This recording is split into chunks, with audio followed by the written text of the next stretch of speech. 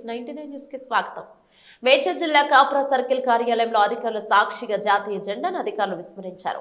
పూర్తిగా చిరిగిపోయిన పాడైపోయిన స్థితిలో జాతీయ జెండాను ప్రహరీ గోడపై వదిలేసిన దుస్థితి గమనించిన అధికారులు గతంలో జాతీయ జెండాతో ఎంటమాలజీ విభాగంలో పలు వస్తువులను శుభ్రం చేసిన సిబ్బంది వార్తాకథనంతో స్పందించి జాతి జెండాలను తరలించిన అధికారులు నిత్యం వివాదాల అడ్డగా మారుతున్న కాప్రా సర్కిల్ పట్టించుకునే డిప్యూటీ కమిషనర్ అధికారులు ఎలాంటి చర్యలు తీసుకుంటారో వేచి చూడాల్సిందే.